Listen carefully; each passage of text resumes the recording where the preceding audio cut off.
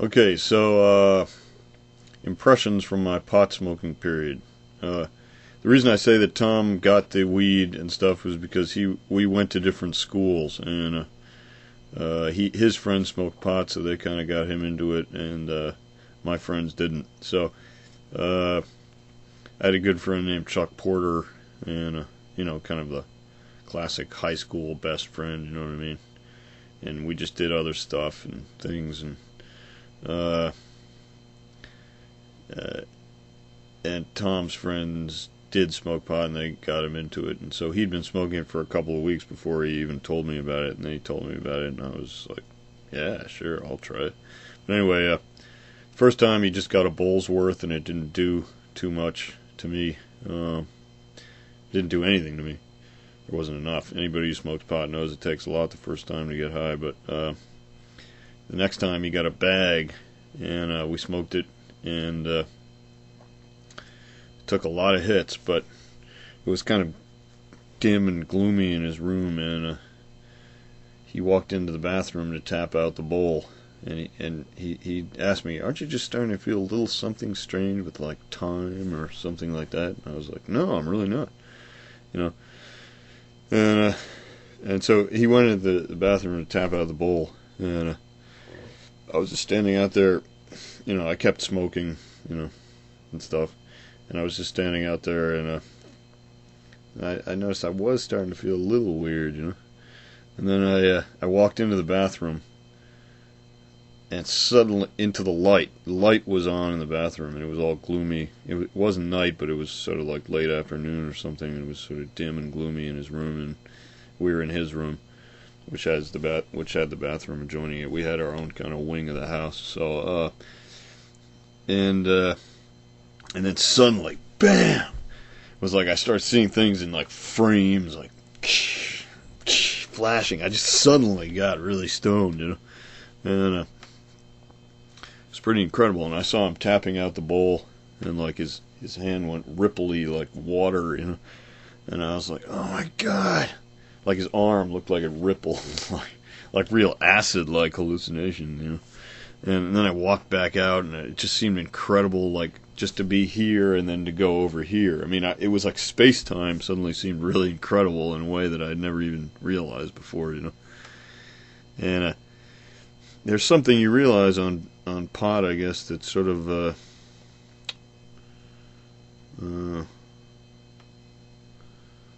which you also realize, without pot, but something about the nature of thought. It even kind of gets to ideas I've had recently about the sort of paradoxicality of thought reference frames, because what you have is a system of thoughts, system of beliefs, and identifications, and those systems themselves are the filter through which you're seeing reality. So your terms, the framework itself defines how you define the framework. And it gets this paradoxical quality. That's the best way I can describe it. See, like you have an idea of what reality is, but that idea is itself part of the framework through which you're interpreting reality. Or just a more simple way to say it is like what you're thinking about at any given time creates its own framework, but that framework is only relative to other things. So you kind of realize this thing going on with thought, and I sort of realized that, and I was like, everything I'm thinking, it just sort of, disappears after I think it, and then there's a new thing, And Tom said, and then he said, yeah, he said something like that. He said, like, yeah, you're thinking about something, and then you realize that in itself is something, And I was like, yeah, how'd you know that? And everything. And anyway, I was like, that's incredible, And I just went on ranting and writing poetry and stuff for hours and having a great fun pot trip. And I remember writing the following words. I'm going to crunch off into my existential adventure. And the reason I said crunch off is because I was eating crunchy cereal, and it just seemed like crunch off. Like sort of like walking, crunching off with boots at the same time as like crunching on cereal or something. You know, it was like two meanings of that. But anyway,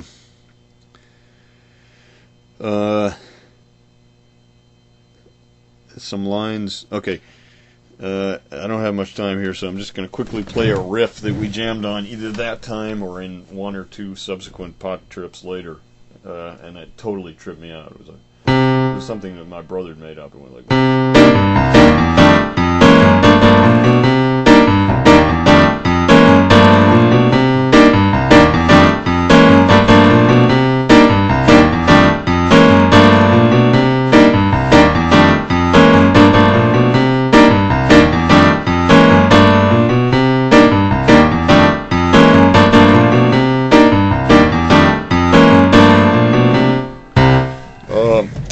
And I was just jamming over that. Like, he was on keyboard and electronic. We had a synthesizer then, and I was on piano.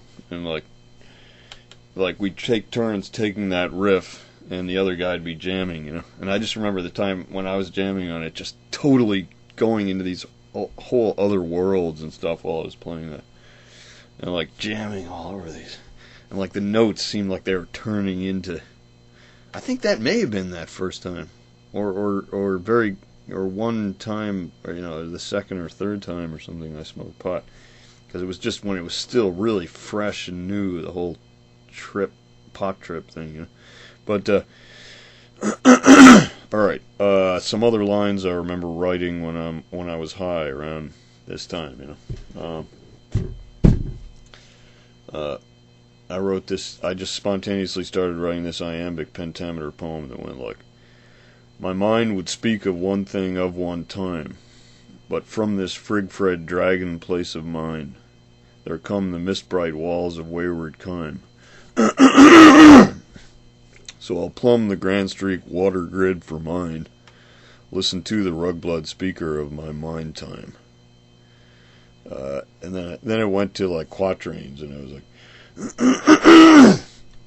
the life that's lived moves deftly on. It changes into winter song, to summer storms where wings are born, and wet plants coat the thing that's on. Alright, other lines I remember from later on. We move like little lions in a gaudy radical play. Fire the trick stuff of our plentiful memories. That's kind of really weird. Alright, I remember writing... Beads of rain sweat on the burning blowfire brow. What else do I remember?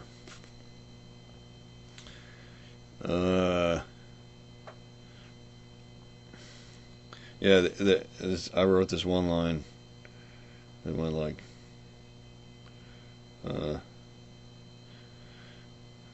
inflate that cranial basketball with the lights of the evening. The somethings and the flares. And what I meant by that was like expand your mind, but it was this weird poetic way of saying it.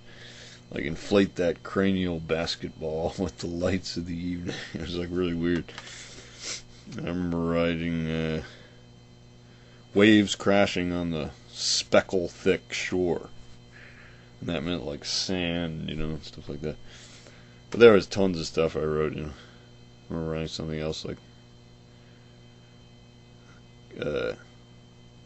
nighttime waves crashing cold against serious rocks. Anyway, that should give you an idea of my pot trip experience. See you later.